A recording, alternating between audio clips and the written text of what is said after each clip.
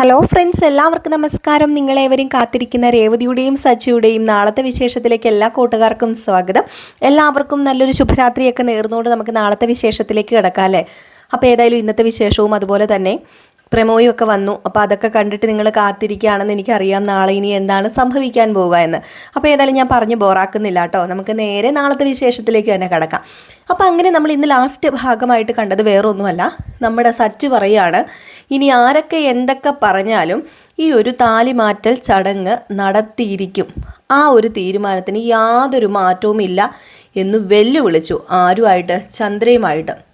അത് വേറൊന്നുകൊണ്ടുമല്ല, ചന്ദ്രയോടുള്ള ആ ഒരു ദേഷ്യം കൊണ്ട് തന്നെയാണ് കേട്ടോ. അപ്പോഴേക്കും നമ്മുടെ ചന്ദ്ര പറഞ്ഞു, ദേ ഇത് ഞാൻ വെല്ലുവിളിക്കാനൊന്നും പറഞ്ഞതല്ല, അതെ ഞാനൊരു കാര്യം പറഞ്ഞോട്ടെ, ഇപ്പം സുധിയുടെ വിവാഹം നടക്കാൻ പോവല്ലേ, അതിനിടയിൽ പാഴല്ലേ ഈ ചിലവൊക്കെ, പാഴ്ചെലവൊക്കെ നടത്തി എന്തിനാ വെറുതെ പൈസ നശിപ്പിക്കുന്നതെന്ന് പറഞ്ഞപ്പോഴത്തേക്കും നമ്മുടെ മുത്തശ്ശി പറഞ്ഞു, അച്ചമ്മ പറഞ്ഞു, ദേ ചന്ദ്രേ നീ കൂടുതൽ പാഴ്ചെലവിൻ്റെ കണക്കൊന്നും ഇവിടെ പറയേണ്ട കാര്യമില്ല. അല്ല, നിനക്കുള്ള പൈസ ഞാൻ തന്നായിരുന്നല്ലോ, അത് തന്നില്ലേ? ഓ, അത് തന്ന കഥയൊന്നും പറയേണ്ട കാര്യമില്ല, ആ പൈസ പൊക്കിക്കൊണ്ട് പോയില്ലേ?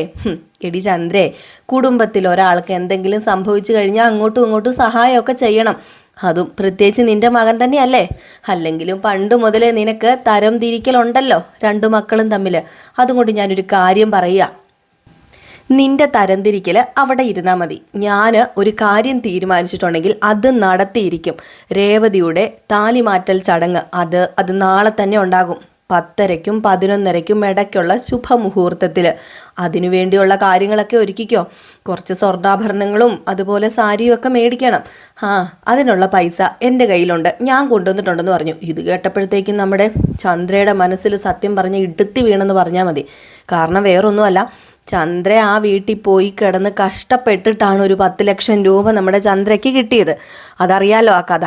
അപ്പം ചന്ദ്ര പെട്ടെന്ന് മനസ്സിൽ വിചാരിക്കുമോ, ഹോ ഇവളുടെയൊക്കെ ഒരു ഭാഗ്യം, ഇവള് ഒന്നുമില്ലാതെ കയറി വന്നിട്ട് ഇപ്പം കണ്ടില്ലേ കൈ നിറയല്ലേ കിട്ടാൻ പോകുന്നത്. നടക്കട്ടെ എന്നും പറഞ്ഞ് ഇങ്ങനെ പുറത്തുകൊണ്ടങ്ങ് പോയി കേട്ടോ. അപ്പം ഇതിനിടയ്ക്ക് നമ്മുടെ സുധി വന്നു. അപ്പം സുധി വന്നപ്പോഴത്തേക്കും സുധിയോട് പറഞ്ഞു, അല്ലടാ ഞാൻ നിന്നോടൊരു കാര്യം ചോദിക്കണമെന്ന് വിചാരിച്ചതായിരുന്നു. നിനക്ക് ഈ ഒരു കല്യാണം അത് നിനക്ക് ഇഷ്ടമായിട്ട് തന്നെ നടത്തുന്നതാണോ, അതോ ഇനിയിപ്പം ആ സമയമാകുമ്പോൾ നീ ഓടിപ്പോവുമോ? ഹേയ് ഇല്ല അച്ഛമ്മേ, ഞാൻ പറഞ്ഞല്ലോ ഇത് ഞാൻ സമ്മതപ്രകാരം തന്നെ നടത്തുന്നതാ. എനിക്ക് ശ്രുതിയെ വലിയ ഇഷ്ടമാണ്, ശ്രുതിക്ക് എന്നെയും വലിയ ഇഷ്ടമാണ്. ഈ വിവാഹം സത്യം പറഞ്ഞാൽ നടന്നില്ലെങ്കിലാണ് എനിക്ക് വിഷമാകുന്നത്. എങ്കിൽ പിന്നെ കുഴപ്പമില്ല. പിന്നെ ഈ ശ്രുതി എന്ന് പറയുന്ന പെങ്കൊച്ചിനെ ഞാൻ ഇതുവരെ കണ്ടിട്ടില്ല, അവളെ എനിക്കൊന്ന് കാണണം, അവളോട് ഇവിടെ വരെ ഒന്ന് വരാൻ പറയണം. ഇത് കേട്ട നമ്മുടെ ചന്ദ്ര ഓടി വന്നിട്ട്, അത് പിന്നെ അമ്മേ അതെങ്ങനെയാ വിവാഹം കഴിയുന്നതിന് മുമ്പ് ഇങ്ങോട്ടേക്ക് വരുന്നത്? വലതുകാലം എടുത്ത് വെച്ച് ഇങ്ങോട്ടേക്ക് കയറുന്നതല്ലേ നല്ലത്, വിവാഹമൊക്കെ കഴിഞ്ഞ്. അപ്പോഴത്തേക്കും പെട്ടെന്ന് രവീന്ദ്രൻ പറഞ്ഞു, എന്താ ചന്ദ്രേ നീ പറഞ്ഞത്? വിവാഹം കഴിഞ്ഞ് ഇവിടെ കയറുന്നതാണ് നല്ലതെന്നല്ലേ? വിവാഹം കഴിഞ്ഞ് ഇവിടെ കയറുന്നതൊക്കെയാണ് നല്ലത്. പക്ഷെ നീ അങ്ങനെയല്ലല്ലോ, അവൾ 3-4 തവണ ഇവിടെ വന്നിട്ടുണ്ടല്ലോ. എൻ്റെ അമ്മേ ഇവൾ ചുമ്മാ പറയുന്നതാന്നേ, ഇവിടെ ആ പെങ്കൊച്ച് 3-4 തവണ വന്നിട്ടുണ്ടെന്നേ. കുറച്ച് കാര്യങ്ങളൊക്കെ പറയാനും എടുക്കാനും ഒക്കെ ഇവിടെ വരാറുണ്ട്. ചന്ദ്രയായിട്ട് ആ പെങ്കൊച്ച് നല്ല കൂട്ടുവാ. അപ്പോൾ പിന്നെ പറയേണ്ട കാര്യമില്ലല്ലോ. ശ്രുതി ഇടയ്ക്ക് അങ്ങോട്ടും ഇങ്ങോട്ടും പോകാറുമുണ്ട്, ശ്രുതി ഇടയ്ക്ക് അങ്ങോട്ടും ഇങ്ങോട്ടും പോകാറുമുണ്ട് എന്നിങ്ങനെ പറഞ്ഞു. അപ്പോൾ അച്ഛൻ പറഞ്ഞു, പിന്നെ എന്തിനാ ചന്ദ്ര നീ മടിക്കുന്നത്? അല്ല ഇനിയിപ്പം നിനക്കെന്തെങ്കിലും പ്രശ്നമുണ്ടോ നിൻ്റെ മരുമകളെ എന്നെ കാണിക്കുന്നതിൽ? ആ പ്രശ്നമുണ്ടെങ്കിൽ അത് നീ അങ്ങ് അടച്ചു വെച്ചോണ്ടാൽ മതി. ദേ ഈ കലാവധി വന്നിരിക്കുന്നത് കുറച്ച് കാര്യങ്ങളൊക്കെ ഇവിടെ ചെയ്യാനാ. ആ കാര്യങ്ങളൊക്കെ ചെയ്തിട്ടേ കലാവധി ഇവിടുന്ന് പോകത്തുള്ളൂ. പിന്നെ കല്യാണം കൂടാനോ കല്യാണം വിളമ്പാനോ സദ്യ കഴിക്കാനോ ഒന്നുമല്ല ഞാൻ വന്നത്. എൻ്റെ രേവതി മോളുടെ താലിമാറ്റൽ ചടങ്ങ് അത് അതിഗംഭീരമായിട്ട് തന്നെ നടത്തണം. പിന്നെ ഞാൻ പറഞ്ഞല്ലോ, ഒരു വിവാഹം പോലെ തന്നെ വേണം നടത്താൻ.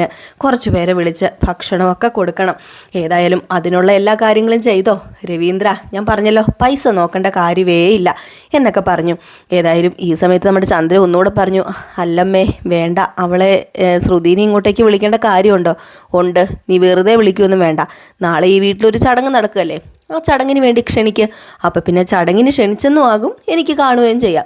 എനിക്ക് ആ കുട്ടീനെ കാണണം, എനിക്ക് കാണണം എന്ന് പറഞ്ഞാൽ കാണണം. എൻ്റെ കൊച്ചുമോൻ്റെ ഭാര്യയാകാൻ പോകുന്ന പെണ്ണല്ലേ, അവളെ എനിക്ക് പിന്നെ കാണണ്ടേ എന്ന് പറഞ്ഞു. ഏതായാലും നമ്മുടെ ചന്ദ്ര ഇങ്ങനെ ഇരിക്കുകയാണ്. വേറൊന്നുമല്ല, ചന്ദ്രയ്ക്ക് ഇപ്പം പൈസ അത്രയും ചിലവാക്കുന്നുണ്ടല്ലോ നമ്മുടെ അച്ഛമ്മ, ആ ഒരു ടെൻഷനാണുള്ളത്. ഏതായാലും ഈ വക കാര്യങ്ങളൊക്കെ കഴിഞ്ഞിട്ട് ബ്രേക്ക്ഫാസ്റ്റൊക്കെ കഴിച്ച് കഴിഞ്ഞല്ലോ. എന്നിട്ട് ഉച്ചത്തേക്കുള്ള കാര്യങ്ങളൊക്കെ ഇങ്ങനെ കാലമാക്കണമല്ലോ. അപ്പോൾ അതുകൊണ്ട് തന്നെ നമ്മുടെ രേവതി അടുക്കളയിലേക്ക് പോയി അരി ഇടാൻ വേണ്ടി ചെന്നപ്പോഴത്തേക്കും അയ്യോ വേണ്ട, ഇനിയിപ്പോൾ അരി ഇട്ട് കഴിഞ്ഞിട്ടുണ്ടെങ്കിൽ അമ്മ വഴക്ക് പറഞ്ഞാലോ, എന്നാൽ പിന്നെ അമ്മയോട് പറയാമെന്ന് പറഞ്ഞ് നമ്മുടെ ചന്ദ്രനെ വിളിച്ചു. അപ്പം ചന്ദ്ര വന്നു. എന്താടി നീ അവിടെ കിടന്ന് അലറുന്നതെന്നൊക്കെ ചോദിച്ചുകൊണ്ടാണ് വരുന്നത്. അപ്പം പറഞ്ഞു, അമ്മേ അരി എടുത്ത് തന്നാൽ അരി ഇടായിരുന്നു, ഉച്ചയ്ക്ക് ഭക്ഷണം കൊടുക്കണ്ടേ എല്ലാവർക്കും. ഓ അപ്പം നിനക്കെന്നെ പേടിയുണ്ടല്ലേ. ഞാൻ ഏതായാലും നോക്കിയിരിക്കുമായിരുന്നു. നിൻ്റെ അച്ഛമ്മ വന്നോണ്ട് ചിലപ്പോൾ നീ എന്നോട് ചോദിക്കുകയോ പറയുകയൊന്നും ചെയ്യാതെ അരിയൊക്കെ കലത്തിൽ വാരിയിട്ട് വെക്കുന്ന ഞാൻ വിചാരിച്ചത്. ഏതായാലും നല്ലതാ, ഈ ഭയം എപ്പോഴും വേണം എന്ന് പറഞ്ഞു. ഏതായാലും അരിയൊക്കെ ഇങ്ങനെ എടുത്തു കൊടുത്തു. അരിയൊക്കെ എടുത്തു കൊടുക്കുന്നതിൻ്റെ ഇടയ്ക്ക് നമ്മുടെ ചന്ദ്ര പറഞ്ഞു, രേവതി എനിക്ക് കുറച്ച് കാര്യം നിന്നോട് പറയാനുണ്ട്. എന്താ അമ്മേ എന്നോട് പറയാനുള്ളത്? അല്ല, നാളെ ഇവരൊരു ചടങ്ങ് നടക്കുകയല്ലേ? ആ അതെ, നാളെ ഒരു ചടങ്ങ് നടക്കുക. നീ അത് പറഞ്ഞ് ചെയ്യിപ്പിച്ചാന്ന് എനിക്ക് നന്നായിട്ടറിയാം. എടി, ഇതൊക്കെ വെറും ആഡംബര ചെലവുകൾ മാത്രമാണ്. ഇതൊക്കെ വെറും ചെലവാ. നീ ഓർക്കുന്നുണ്ടോ, നിൻ്റെ കെട്ടിയവന് വേണ്ടി ദേ ആ തള്ള തന്ന പൈസ എടുത്ത് മൊത്തം ചിലവാക്കി. അത് പോരാഞ്ഞിട്ട് ദേ ഇനി വീണ്ടും പൈസ ചിലവാക്കുന്നു. ഞാനൊരു കാര്യം പറയട്ടെ, നിനക്ക് എത്ര പൈസ ചിലവാക്കി എത്ര താലി മാറി കെട്ടിയാലും താലി മാറ്റി ചടങ്ങ് വെച്ചാലും ഒക്കെ എരണം കെട്ടവൾ എന്നും എരണം കെട്ടവൾ തന്നെയാണ്. പിന്നെ എനിക്ക് വേറൊരു കാര്യം പറയാനുള്ളത്, എൻ്റെ മരുമകൾ ശ്രുതി നാളെ ഇങ്ങോട്ടേക്ക് വരുന്നുണ്ട്. അതുകൊണ്ട് നിൻ്റെ വീട്ടിൽ നിന്ന് ആരും ഈ പടി കയറാൻ പാടില്ല. അതെന്താ അമ്മ അങ്ങനെ പറയുന്നത്? അമ്മയ്ക്ക് എങ്ങനെയാണ് അങ്ങനെയൊക്കെ പറയാൻ തോന്നുന്നത്? എൻ്റെ ഒരു ചടങ്ങിന് എൻ്റെ അമ്മയും എൻ്റെ ആങ്ങളെയും അതുപോലെ തന്നെ അനിയത്തിയൊക്കെ ഇല്ലാതെ അത് ശരിയാണോ? അമ്മയ്ക്ക് എങ്ങനെ ഇത് പറയാൻ തോന്നി? എന്തു ആയിക്കോട്ടെ, ഞാനൊരു കാര്യം പറയാം. അവൾ നല്ല സ്റ്റാൻഡേർഡ് കുടുംബത്തിൽ നിന്ന് വന്ന പെണ്ണാ. നിന്നെപ്പോലെയുള്ള ഈ വഴിയരികിൽ പൂക്കട വെച്ച് നടത്തുന്നവരൊന്നും അല്ല. അതുകൊണ്ട് നിൻ്റെ വീട്ടുകാർ വന്നാൽ അവർക്ക് എന്താണ് ജോലി, അവരെന്ത് ചെയ്യുന്നു എന്നൊക്കെ പറയേണ്ടി വരും. അതെ, എനിക്ക് വളരെയധികം ബുദ്ധിമുട്ടാണ്. അതുകൊണ്ടാണ് ഞാൻ പറയുന്നത്, വേണ്ട, അവരെ നീ വിളിക്കാൻ പാടില്ല. ഏതായാലും ഇതേ സമയത്ത് നമ്മുടെ സച്ചി വരികയാണ്. അപ്പോൾ സച്ചി വന്നിട്ട് ഇവിടെ എന്താ ആരെ വിളിക്കുന്നതിൻ്റെയൊക്കെ കാര്യം പറയുന്നുണ്ടല്ലോ, എന്താ രേവതി? പിന്നെ നിന്നോടൊരു കാര്യം പറയാൻ വേണ്ടി വന്ന കേട്ടോ രേവതി. ഞാൻ നിൻ്റെ അമ്മേനെ അനിയത്തിനെയും ഞാൻ വഴിക്ക് വെച്ച് കണ്ടായിരുന്നു. അവരെ ഞാൻ നാളത്തെ ചടങ്ങിന് ഇങ്ങോട്ടേക്ക് വരാൻ പറഞ്ഞിട്ടുണ്ട്. ഇനിയിപ്പം നീ വിളിച്ചില്ലെങ്കിലും പ്രശ്നമൊന്നും ഇല്ലാട്ടോ എന്ന് പറഞ്ഞു. ഇത് കേട്ടത് നമ്മുടെ ചന്ദ്രയ്ക്ക് അങ്ങോട്ട് ദേഷ്യം വന്നിട്ട്, ചന്ദ്ര എന്ത് പരിപാടിയാണ് നീ കാണിച്ചതെന്ന് ചോദിച്ചു. എന്ത് പരിപാടി കാണിച്ചതെന്നോ? ഇവളുടെ ചടങ്ങ് നാളെ നടക്കുന്നു. അപ്പോൾ ഇവളുടെ അമ്മയും ഇവളുടെ സഹോദരങ്ങളും വരുന്നു. അതിനിപ്പോൾ എന്താ പ്രശ്നം ഇരിക്കുന്നത്? അപ്പോഴത്തേക്കും നമ്മുടെ ചന്ദ്ര രേവതിനെ ഒന്ന് രൂക്ഷമായി നോക്കിയിട്ട് അങ്ങ് പോയി. കാലിച്ചു തുള്ളി നേരെ റൂമിലേക്ക് ചെന്നത് രവീന്ദ്രൻ അവിടെ ഉണ്ടായിരുന്നു. പിന്നെ രവീന്ദ്രൻ്റെ മെക്കിട്ടായി കയറ്റം. അങ്ങനെയാണല്ലോ. ഏതായാലും രവീന്ദ്രനോട് പറഞ്ഞു, അല്ലെങ്കിലും ഇവിടെ ഞാൻ ആരും പറയുന്നൊന്നും കേൾക്കാറില്ല. എനിക്കിവിടെ എന്താണൊരു വിലയുള്ളത്, എനിക്കിവിടെ എന്താണൊരു നിലയുള്ളത്, എനിക്കറിയാം. ഇങ്ങനെയൊക്കെ സംഭവിക്കത്തുള്ളൂ എന്ന്. എൻ്റെ വീട്, എന്നിട്ട് ഇവിടെ എല്ലാവരും എന്നെ ഭരിക്കുന്നു. എൻ്റെ മരുമകൾ ഇങ്ങ് വന്നോട്ടെ എന്ന് പറഞ്ഞപ്പം രവീന്ദ്രൻ പറഞ്ഞു, എടി ചന്ദ്രേ, നിൻ്റെ മരുമകൾ വന്നു കഴിഞ്ഞാലേ നിന്നെ നല്ല രീതിയിൽ ഒരു അമ്മയായിട്ട് കാണണമെങ്കിൽ നീ ആദ്യം ഇവിടെ ഉള്ള ഒരു മരുമകളെ നിൻ്റെ മകളായിട്ട് കാണാൻ ശ്രമിക്കുക. എങ്കിൽ മാത്രമേ ആ പരിഗണന നിൻ്റെ പുതിയ മരുമകളില്ലേ അതിൽ നിന്ന് നിനക്ക് കിട്ടത്തുള്ളൂ എന്ന് പറയുമ്പം, പിന്നെ ഒരിക്കലും രേവതിയായിട്ടെ എൻ്റെ ശ്രുതിമോളെ താരതമ്യം ചെയ്യാൻ പറ്റില്ല. കാരണം ശ്രുതിമോള് എന്നും എൻ്റെ മോളാ, എൻ്റെ സ്വന്തം മോളാ, എൻ്റെ വയറ്റിൽ പിറക്കാത്ത എൻ്റെ മോള്. അവളുമായിട്ടാണോ താരതമ്യം ചെയ്യുന്നതെന്ന് പറഞ്ഞുകൊണ്ട് കലിച്ചു തുള്ളിക്കൊണ്ട് ചന്ദ്ര അങ്ങ് പോയി. പട്ടിയുടെ വാല് 12 കൊല്ലം കുടലിലിട്ടാലും നേരെ ആവില്ല എന്നുള്ളത് സത്യമാണെന്ന് നമ്മുടെ ചന്ദ്ര ഓരോ ദിവസം ചെല്ലും തോറും തെളിയിച്ചു കൊണ്ടിരിക്കുകയാണ് കേട്ടോ. അപ്പോൾ ഏതായാലും ആ ഒരു സീനൊക്കെ കഴിഞ്ഞ് പിന്നെ നമ്മുടെ രേവതി അടുക്കളയിൽ നിന്നിങ്ങനെ പാചകം ചെയ്തുകൊണ്ടിരിക്കുക, കഞ്ഞിയൊക്കെ ഇങ്ങനെ, അതായത് അരി കഴുകിക്കൊണ്ടിരിക്കുക. അപ്പോഴത്തേക്ക് നമ്മുടെ സച്ചി വന്നിട്ട്, അതേ രേവതി, ഞാൻ നേരത്തെ പറഞ്ഞ കാര്യം വെറുതെയാന്ന് പറഞ്ഞു. അപ്പം രേവതി ചോദിച്ചു, അതെന്താ, എന്ത് കാര്യം? അതെ, ഞാൻ പറഞ്ഞില്ലായിരുന്നു നിൻ്റെ അമ്മേനെ കണ്ടായിരുന്നു എന്നും നിൻ്റെ അമ്മേനെ ഇങ്ങോട്ട് വിളിച്ചായിരുന്നു എന്നൊക്കെ. അത് ഞാൻ വെറും പച്ച കള്ളമാണ് പറഞ്ഞതെന്ന് പറഞ്ഞപ്പം, അയ്യോ പിന്നെ അതെന്തിനാ അങ്ങനെ പറഞ്ഞത്? അത് പിന്നെ എൻ്റെ അമ്മ നിന്നോട് സംസാരിച്ച് ഞാൻ നന്നായിട്ട് കേട്ടോണ്ട് അവിടെ നിന്നത്. അപ്പം പിന്നെ പെട്ടെന്നൊരു മാർഗ്ഗം എനിക്ക് തോന്നിയതാ. ഇങ്ങനെ പറയുകയാണെങ്കിൽ പിന്നെ നിനക്കും പ്രശ്നമില്ല, എനിക്കും പ്രശ്നമില്ല, ആർക്കും പ്രശ്നമില്ല. 2 സൈഡിനും കേടില്ലാതെ ഏതായാലും കാര്യം നടന്നില്ലേ. പിന്നെ നിൻ്റെ അമ്മേനെ നീ വിളിക്കണം. എനിക്ക് സമയമില്ല കേട്ടോ. എനിക്ക് ഇതിൻ്റെ പുറകെ നടക്കാനൊന്നും തീരെ സമയമില്ല. കാരണം അറിയാമല്ലോ, CC അടയ്ക്കണം, പലിശ കൊടുക്കണം, അങ്ങനെ പല പല കാര്യങ്ങളുണ്ട്. അതുപോലെ വാടക വണ്ടിയാണ്, അതനുസരിച്ച് ഓടാനും പറ്റത്തുള്ളൂ. അപ്പോൾ അതുകൊണ്ട് നീ ഒരു കാര്യം ചെയ്യണം, എല്ലാ കാര്യവും നീ ചെയ്തോണമെന്ന് പറഞ്ഞു. ഏതായാലും ഇതൊക്കെ കേട്ട് കഴിഞ്ഞപ്പോഴും നമ്മുടെ രേവതിക്ക് സത്യം പറഞ്ഞാൽ സന്തോഷമായി, വേറൊന്നും കൊണ്ടല്ല. നമ്മുടെ സച്ചിയുടെ ഭാഗത്തു നിന്നും ഇത്രയൊക്കെ ഉണ്ടാകുന്നുണ്ടല്ലോ. കാരണം രേവതിനെ പരിഗണിക്കുന്നുണ്ട്, സ്നേഹിക്കുന്നുണ്ട്, കെയർ ചെയ്യുന്നുണ്ടെന്നൊക്കെ മനസ്സിലായി തുടങ്ങി നമ്മുടെ രേവതിക്ക്. അത് മതി നമ്മുടെ രേവതിയുടെ സന്തോഷത്തിന്. ഏതായാലും ഈ ഒരു സീനൊക്കെ കഴിഞ്ഞ് പിന്നെ കാണിക്കുന്നത് നമ്മുടെ ശ്രുതിനെയും ശ്രുതിയുടെ കൂട്ടുകാരിനെയാണ്. അങ്ങനെ ഇവരിങ്ങനെ സംസാരിച്ചുകൊണ്ടൊക്കെ ഇരിക്കുമ്പോഴത്തേക്കും പെട്ടെന്ന് ഡോറിൽ ആരോ വന്ന് മുട്ടുന്നു. അപ്പം കൂട്ടുകാർ പറഞ്ഞു, നിൻ്റെ മറ്റവനായിരിക്കും, ഒരു പണിയില്ലല്ലോ, അപ്പം അതും കൊണ്ട് വന്നതായിരിക്കും എന്ന് പറഞ്ഞു. ഏതായാലും നമ്മുടെ ശ്രുതി പോയി വാതിൽ തുറന്നു കഴിഞ്ഞപ്പോഴത്തേക്കും ശ്രുതി സത്യം പറഞ്ഞാൽ ഞെട്ടിപ്പോവുക ചെയ്തത്. വേറൊന്നുമല്ല, വന്നിരിക്കുന്നത് ശ്രുതിയുടെ കുട്ടിയും ശ്രുതിയുടെ അമ്മയുമാണ്. ഏതായാലും വല്ലാണ്ടങ്ങ് ആയിപ്പോയി. നേരെ നമ്മുടെ ശ്രുതി പെട്ടെന്ന് അങ്ങോട്ട് വാതിലടച്ചിട്ട് കയറി വന്നേന്ന് പറഞ്ഞ് വലിച്ച് കയറ്റിയിട്ട് വാതിലങ്ങ് ലോക്ക് ചെയ്തിട്ട്, എന്തിനാണ് നിങ്ങൾ പറയാതെ വന്നത്? അമ്മയോട് ഞാൻ പറഞ്ഞിട്ടില്ലേ ഇങ്ങോട്ടേക്ക് പറയാതെ വരരുതെന്ന്. അമ്മ എന്താ അമ്മ ഇപ്പം ഇങ്ങോട്ടേക്ക് വന്നത്? ദേ എൻ്റെ വിവാഹം നടക്കരുതെന്നാണോ അമ്മ ആഗ്രഹിക്കുന്നത് എന്നൊക്കെ ഇങ്ങനെ ചോദിച്ചു. അപ്പോഴത്തേക്കും നമ്മുടെ ശ്രുതിയുടെ അമ്മ പറഞ്ഞു, നീ തോക്കി കയറി വെടിവെക്കാതെ ഞാൻ പറയുന്നത് കേൾക്ക്. വിവാഹത്തിന് മുമ്പ് നിന്നെ എനിക്കൊന്ന് കാണണമെന്ന് തോന്നി, അതുകൊണ്ടാണ് ഞാൻ ഇങ്ങോട്ടേക്ക് വന്നത്. ഏതായാലും വിളിച്ചിട്ട് വന്നു കഴിഞ്ഞാൽ നീ എന്നോട് വരണ്ടെന്ന് പറയും, ശരിയല്ലേ? അപ്പോൾ എനിക്കൊന്ന് കണ്ടിട്ട് പോകാമല്ലോ, അതിനുവേണ്ടിയാണ് ഞാൻ ഇങ്ങോട്ടേക്ക് വന്നത് എന്ന് പറഞ്ഞു.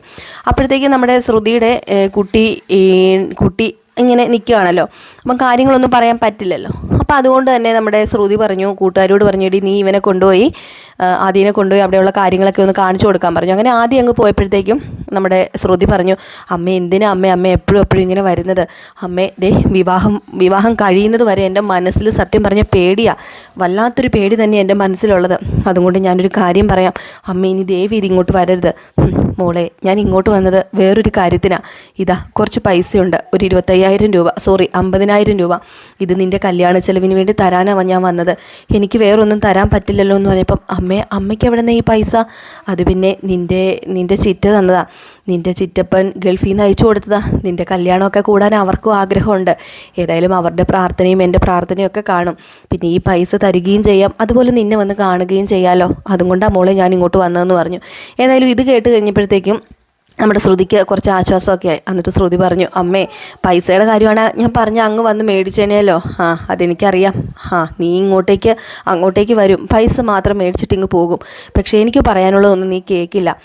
അമ്മ ഏതായാലും ഇവിടെ ഇരിക്കുക. ദേ ഇതാ എൻ്റെ കല്യാണത്തിൻ്റെ സാരികളൊക്കെ മന്ത്രകോടി മാത്രം അവരുടെ കയ്യിലാണ്. അതവർ കല്യാണ സമയത്തേ കൊണ്ടുവരത്തുള്ളൂ എന്ന് പറയുമ്പം, മോളെ അമ്പലത്തിൽ വെച്ചല്ലേ വിവാഹം എന്ന് പറഞ്ഞത്? ഞാൻ ദൂരെ എവിടെയെങ്കിലും വന്ന് നിന്ന് ദേ അമ്മേ ഞാൻ പറഞ്ഞു, എന്നെ വീണ്ടും ഇങ്ങനെ ടെൻഷനാക്കാതിരിക്കുക എന്ന് പറഞ്ഞു. അപ്പോഴത്തേക്ക് പെട്ടെന്ന് നമ്മുടെ ആദ്യം വന്നിട്ട് ചോദിച്ചു, അല്ല ആരുടെ കല്യാണം എന്നാ ചേച്ചി പറഞ്ഞത് എന്നിങ്ങനെ ചോദിച്ചു നമ്മുടെ ശ്രുതിയോട്. അപ്പോൾ ശ്രുതി പറഞ്ഞു, അത് പിന്നെ ദേ ഇവളുടെ കല്യാണമാണെന്ന് പറഞ്ഞു കൂട്ടുകാരീനെ ചൂണ്ടിക്കാണിച്ചിട്ട്. ആൻറ്റിയുടെ കല്യാണമാണോ? അപ്പോഴത്തേക്കും ശ്രുതിയുടെ കൂട്ടുകാരി പറഞ്ഞു, എൻ്റെ കല്യാണമാ മോനെ എന്നിങ്ങനെ പറയുകയും ചെയ്തു.